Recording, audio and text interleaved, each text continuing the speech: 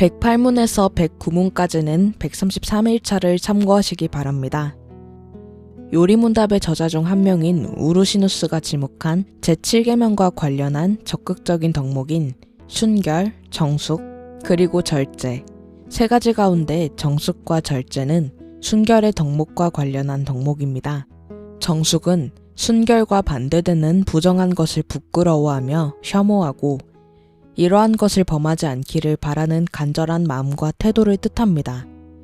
정숙한 사람은 순결치 못한 부정한 일이나 행위를 결코 가볍게 여기지 않으며 이를 매우 수치스러운 일로 여기고 어떠한 음탕한 일이나 외설적인 언어나 생각을 마음에 두기를 꺼려하며 거부합니다. 마지막 덕목인 절제는 정숙한 마음으로 순결을 지키기 위하여 육체와 영혼의 부정한 일을 행하지 않도록 한계를 지키는 덕을 말합니다. 절제가 없이는 순결을 지킬 수가 없습니다. 예수님께서 스스로 조심하라는 경계의 말씀으로 다음과 같이 절제의 덕목을 교훈하셨습니다. 너희는 스스로 조심하라. 그렇지 않으면 방탕함과 술 취함과 생활의 염려로 마음이 둔하여지고 뜻밖의 그날이 덫과 같이 너희에게 임하리라. 누가복음 21장 34절 말씀. 절제를 하지 못하는 상태는 다양한 방면에서도 나타납니다. 폭음이나 과식, 또는 지나친 사치와 같이 지나치게 과한 모양으로도 나타나며 또는 정반대로 지나친 금욕이나 극기의 모양으로 나타나기도 합니다. 제7계명에서 금하는 간음은 단지 사람들 사이의 행위적인 측면에서 부덕함을 가리키는 데에 그치지 않습니다. 간음의 행위를 낳는 다른 모든 것들도 다 제7계명을 거스르는 죄악된 것입니다. 이와 관련하여 요리문답은 다음과 같이 말합니다. 우리의 몸과 영혼은 모두 성령의 전이기 때문에 하나님께서는 그 모두를 순결하고 거룩하게 지키기를 원하십니다. 그렇기 때문에 하나님께서는 부정한 행위들, 몸짓들, 말들, 생각이나 욕망들처럼 부정을 부추기는 모든 것들을 금하십니다.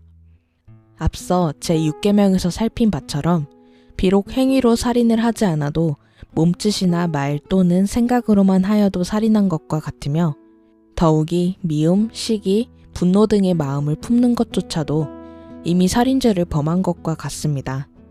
마찬가지로 제7계명은 비록 행위로 간음을 하지 않아도 몸짓이나 말이나 생각들로 하는 행위들도 실제로 간음을 한 것과 다르지 않다고 교훈하며 더 나아가 간음과 부정한 행위나 말들을 부추기는 모든 욕망들도 금할 것을 명합니다. 음행의 죄를 범하는 것은 다른 죄들과 다른 특징을 갖습니다. 음행을 피하라. 사람이 범하는 죄마다 몸 밖에 있거니와 음행하는 자는 자기 몸의 죄를 범하느니라. 너희 몸은 너희가 하나님께로부터 받은 바 너희 가운데 계신 성령의 전인 줄을 알지 못하느냐? 너희는 너희 자신의 것이 아니라 값으로 산 것이 되었으니 그런즉 너희 몸으로 하나님께 영광을 돌리라. 음행이 아닌 다른 모든 죄들도 자신의 인격에 영향을 주며 그것을 금하신 하나님의 명령을 불순종한다는 측면에서 영적인 불순종의 의미를 갖습니다. 그렇지만 유독 음행이 다른 죄와 달리 몸의 죄를 범하는 것이라는 점을 강조하면서 몸이 곧 성령 하나님의 전이라는 점을 덧붙여 말하고 있는 데에는 음행과 관련한 중요한 한 가지 사실 때문입니다. 그것은 음행은 성적 관계를 나누는 대상자와 연합을 한다는 특별한 의미를 갖기 때문입니다. 성적 관계는 두 사람 사이의 연합의 행위를 뜻합니다. 그런데 성도는 성령 하나님과 연합이 된 자이며 그런 의미에서 성도의 몸은 성령 하나님의 전이라 일컬어집니다.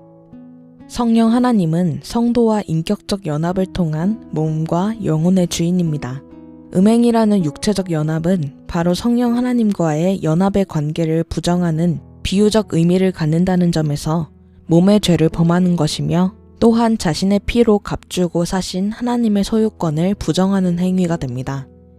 따라서 육체의 음행은 영적으로 하나님과의 관계를 부정하는 음행의 의미를 갖습니다. 이러한 사실은 혼인 언약의 의미를 짚어볼 때 분명히 확인이 됩니다. 하나님께서는 성부, 성자, 성령 세 위격들이시지만 서로가 서로 안에 거하시며 완전한 사랑의 연합 가운데 한 하나님으로 계시는 것처럼 부부도 혼인 언약을 지키며 서로 한 몸과 한 마음이 되기를 바라셨습니다.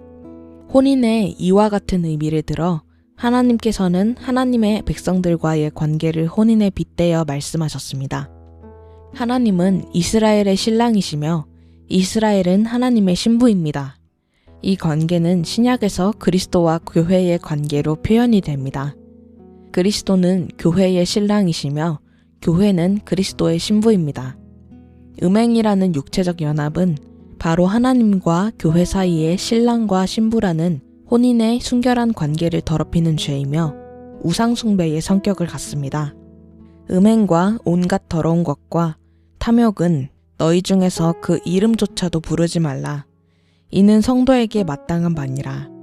너희도 정녕 이것을 알거니와 음행하는 자나 더러운 자나 탐하는 자, 곧 우상숭배자는 다 그리스도와 하나님의 나라에서 기업을 얻지 못하느니라. 에베소서 5장 3절 5절. 어떻게 하면 제7계명의 죄를 피할 수가 있겠습니까? 부정적인 측면에서 음행은 혼인한 자에게나 독신자에게나 모두 그리스도와의 순결한 혼인 관계를 더럽히는 우상숭배의 죄라는 사실을 깨달아야 합니다. 아울러 긍정적인 측면에서 자신이 성령님의 전이라는 사실을 깨닫고 몸과 영혼을 정결히 하기에 힘을 써야 할 것입니다. 이것을 위해 하나님의 도움을 기도하며 구하여야 할 것입니다.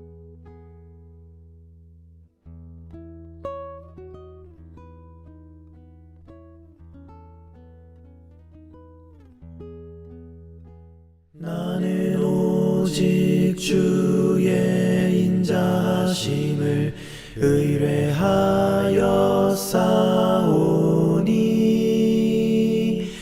내 마음은 주의 구원을 기다리나이다.